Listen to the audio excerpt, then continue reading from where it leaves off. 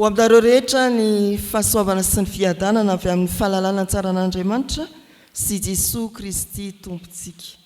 Ity alahady ity toy ny isan-taona dia alahady atokantsika Elisabeth hitonao ambavaka ny asantsika sara ny komity fanavenana hitsangambato ny martiora.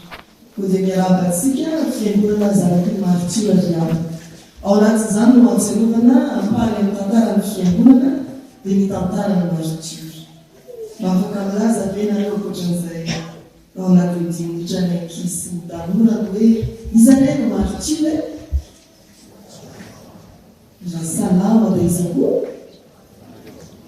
rafahalalany matsika mombatra salama dia tsy hidina kely an'izay efa mahafantatra dia matsahivana an'izay koa tsy mahalala manino amin'ny tantarany fiangonana dia fitihana kely raha salama izay nitsona hoe raha fahalavava salama dia tenaka tamin'ny taona 10 amby 20 ary tamin'ny taona 420 amby 20 izy no niditra amin'ny sekoly teo ambany saokan'ireo misionera LMS.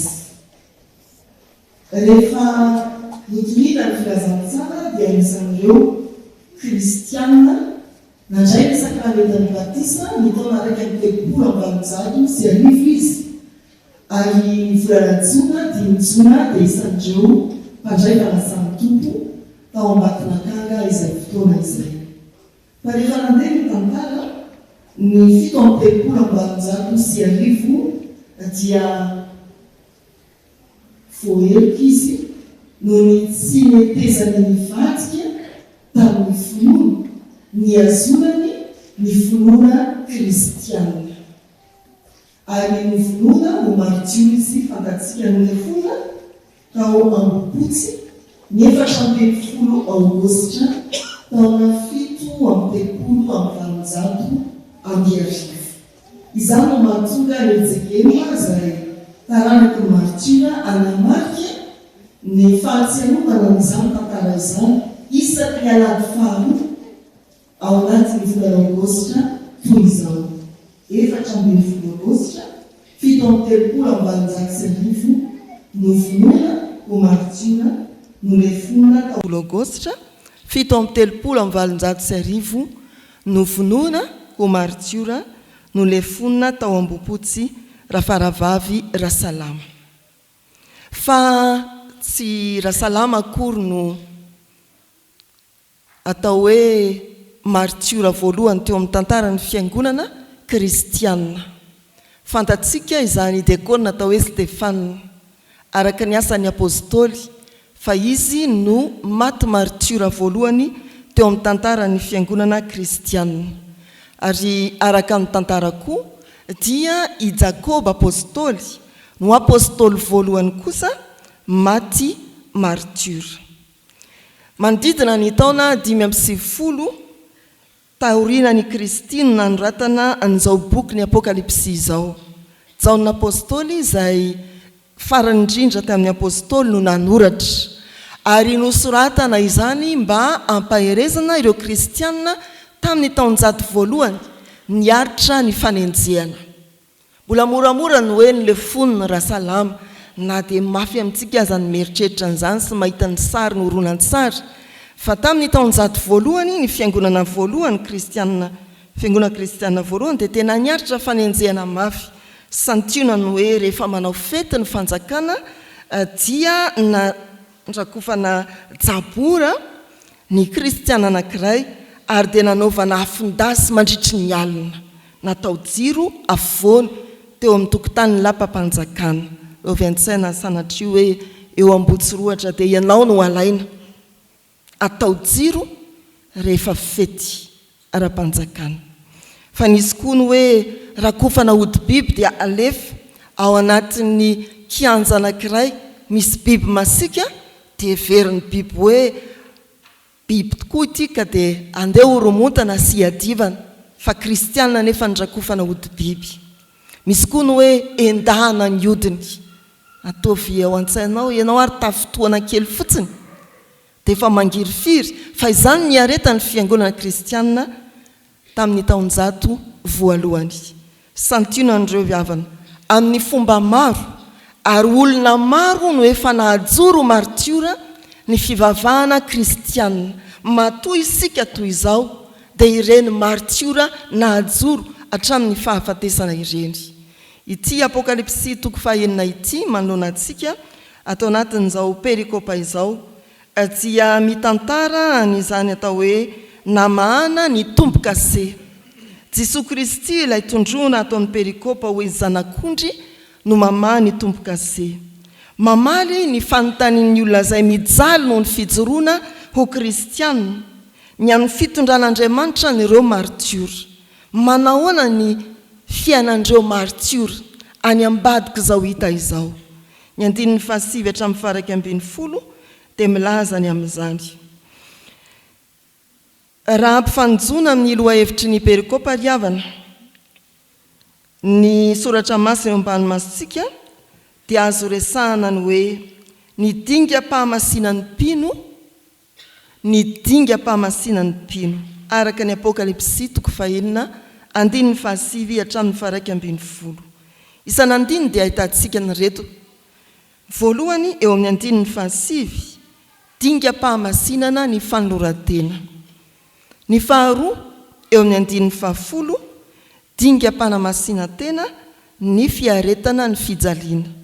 Ary ny fahatelo farany dingam-panamasina tena ny fandresena omeny Kristy. Fanoloran-tena miresaka hoe altara ny andininy fahasivy. Zao no voasoratra amin'ny anaran'ny Tompo. Ary rehefa hanovahany ny tompo-kase fahadimy dia hitako teo ambanin'ny altara ny fanahy izay voavono ny tenin'Andriamanitra sy ny filazana izay no azoniny. Hitako teo ambanin'ny altara ny fanahy izay voavono no ny tenin'Andriamanitra sy ny filazana izay no azoniny. Altara milaza ny amin'ny fanoloran-teny zany riavana. Ny Romanina toko faharoa 12 andininy voalohany dia misy teny manao hoe amin'ny anaran'ny Tompo, mangataka aminareo ary rahalahy noho ny famindrampon'Andriamanitra mba hatolotrareo ny tenanareo ho fanatitra velona, masina, sitrak'Andriamanitra dia fanimpopana mety ataonareo izany. Ny fanoloran-teny izay tanterahantsika fiangonana ety amin'ny altara dia efa fanamasinana tena ary dingana lalovantsika amin'izany atonina rehefa iny mitondra fanatitry ny mpivavaka ary tanterahana eo ny fomba mpivavahana amin'ny alalan'ny fanatitra mba ho fandraisana ny famelan-keloka avy amin'ny fanatitra izay nateriny. Amin'ny fomba ny fivavahana kristianina dia manatona eo amin'ny altara isika rehefa manolo-tena ho an'ny Tompo eo amin'ireo sakramenta samihafa sy amin'ny fanompoana samihafa ary dia atokana sy hamasinina isika amin'izany. Mahita an'ireo martiora ny fanahiny izay voavono no ny tenin'Andriamanitra teo ambanin'ny altara ijaonina ary nosoratany antsoratra mambany masontsika izany fahitana izany. Riavana malala, ao ambadika izao hita izao, ay voatahiry ny Jesosy ny fanoloran-tenantsika eo ambanin'ny altara. Voatahiry ny Jesosy ny fanoloran-tenanao, ny fanamasinan-tenanao, ny fanokana-tenanao ary voatahiry ny fanekena nataonao. Maro sika riavana nefa nanolo-tena. Misy anankiray mizanaky ny fiangonana androso ny sakramentan'ny batisa rehefa avy eo dia nanamasina antsika ny fiangonana fa eo koa izay nanolo-tena teo amin'ny altara tsy tazana intsony na ndraindray tadiavina vao hita ary misy koa nefa dia hita mateti-piavy tsy tapaka na dia fialan-tsasatra azy. Riavana malala rehetra amin'ny Tompo, antso antsika fiangonana ny tantarany martiora, antso ampairezana antsika izay miveratra manoloana antsika atao amin'ny apokalipsy toko fahaenina andiny 7 manamasina ny tenany ny tompo efa tsara ny naloranao tena fa avao isan'andro izany fanolora-tena izany mba ho hita tsy tapaka eo amin'ny altaran'Andriamanitra mba ho voamarika Andriamanitra isan'andro ny fanolora-tenanao ka raha vao mifoy ianao dia tononokony hoe tompo inty aho fa tena ataovy altaran'Andriamanitra ny misy anao rehetra fanolora-tena tsy tapaka eo anatren'Andriamanitra dinga mpanamasiana tena ny fanoloranao ny tenanao ho an'ny tompo. Ny dingana faharoa ry havana dia hitantsika eo amin'ny andiny 10 dinga mpanamasiana tena ny ady sy ny fijaliana hoy ny soratra masina amin'ny anaran'ny tompo ary ny antso tamin'ny feo mahery izy nanao hoe tompo masina sy maro no mandra-pahoviana no tsy hitsaranao sy amalinao ny ranay amin'izay monina ety ambony tany. Fanontaniana to miantso vonjy ao anatin'ny fiaretana ny fanenjehana no hitantsika eto amin'ity andiny 10 ity. Ao amin'ny Petera 1:4 dia misy teny manao hoe amin'ny anaran'ny tompo raha misy mijaly satria kristianina izy dia aoka tsy homenatra fa aoka ankalaza n'Andriamanitra amin'izany anarany izany izy. Raha misy mijaly satria kristianina aoka tsy homenatra izy fa aoka ankalaza n'Andriamanitra amin'izany anarany izany izy. Dinga mpanolora-tena ny fiaretanao ny fijaliana ny fanekenao ny fanenjehana. Ny fampianaran'ny fiangonana kalvinista misy antsika ry havana dia milaza mazava fa lalan'ny fahamasinana ny fiaretana ny fijaliana sy ny fizantoetra no ny fijoroanao ho kristianina. Lalan'ny fahamasinana ny fiaretanao ny fijaliana sy ny fizantoetra ny fanenjehana no ny fijoroanao ho kristianina. Zany dia fampianaran'ny fiangonana misy antsika. Alaina tahaka ao amin'i Jesosy Kristy sy ny fiaretana zany. Alaina tahaka ao amin'ireo kristianina maro novonoina ho martiora izany fiaretana ny fijaliana no ny fijoroana ho kristianina izany. Vita ihany tokoa no manolo-tena voatonona ny fanekeny ety amin'ny altara saingy rehefa raikitra ny mafana sy ny ady dia mialy isika. Rehefa tojo olana ny fiangonana dia tsy namana ianao. Ry havana malala rehetra ao amin'ny tompo dinga mpanamasiana tena ny fanehoanao fahavononana hiaritra miaraka mibetsaka hiaritra fanenjehana no hony maha-kristianina antsika. Amin'izao fotoana atsiarovana ny tantaran'ny fiangonana ny fijoroan'ireo martiora izao dia tadidio fa lalan'ny fanamasiana tena ny fiaretantsika ny fijaliana sy ny fanenjehana ny ady sarotra no izay maha-kristianina antsika. Raha tojo zany enjehana ianao, raha tojo ady sy fijaliana ianao dia mahaiza mankasitraka ny tompo ary mifalia fa lalany tsara no hitanao araka ny tononkirany martiora hoe hitako ny lalany tsara ka izorako azo koa ny famonjena ka ho tanako mafy. Ny dingana fahatelo amin'ny fanamasiana tena atao anatin'izao perikopa izao dia ny fandresena. Milaza any amin'ny akanjo fotsy ny andininy 12 vakina amin'ny anaran'ny tompo manao hoe ary samy nomena akanjo fotsy lava izy rehetra ary nasaina ny alasasatra kely aloha izy mandra-pahatapitry ny mpanompo namany sy ny rahalany izay efa hovonoina tahaka azy koa. Fandresena milaza ny akanjo fotsy ity andininy 12 ity. Eo ampiteo amin'ny toko 7 andininy 17 raha vakina dia izao ny voasoratra amin'ny anaran'ny tompo.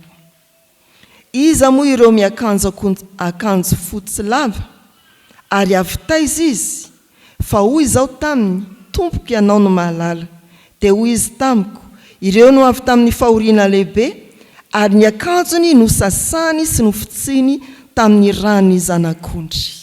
Fandresena mariky ny fahavonona ny famelan-keloka tanteraka ny fanamasiana tanteraka an'ireo olona niaritra ny fanenjehana tonga tamin'ny fahafatesana martiora. Novonon'ny tompo ny akanjo fotsy, milaza ny fandreseny, manomana azy hiditra ao amin'ny fantanterahany fiainana mandrakizay. Riavana malala, nalambaraka, noelohiny, novonona ny martiora, fa Andriamanitra amin'ny tsara marina kosa dia manome voninahitra azy ary manamarina azy dia mampiditra azy ho amin'ny mandrakizay. Kristianina maro riavana ny tsy mahatoky an'Andriamanitra rehefa tonga ny fizahan-toetra ka tsy maharitra miandry amin'ny fanantenana izany akanjo fotsy izany. Kristianina maro ny tsy maharitra fakapanahy dia tsy mahajoro kristianina rehefa tonga ny fakapanahy ka miosina amin'ny fahotana indray. Tsy miandrandra an'ilay akanjo fotsy efa vonona. Ho antsika amin'izao alahady ny martiora izao, efa mbiantanan'ny tompo ny akanjo fotsy omenanao. Miandry anao ny fiainana mandrakizay. Efa isan'ny mpandresy sahady ianao raha vonina haritra hatramin'ny farany. Manolora tena mivonona hiady fa handresy miaraka amin'ny Kristy ianao. Raha mifarana izao mahafatr'Andriamanitra izao dia antsoina isika hanamasina ny tenantsika ka hanavao isan'andro ny fanoran-tenantsika ao amin'ny Kristy, hivonina, hiatrika, hiady tahaka ny Kristy, ary indrindra anantena fandresena miaraka amin'ny Kristy, hiara-manam-boninahitra aminy sy hiaina mandrakizay ao amin'ny fanjakany. Ho an'Andriamanitra ny voninahitra. Amen.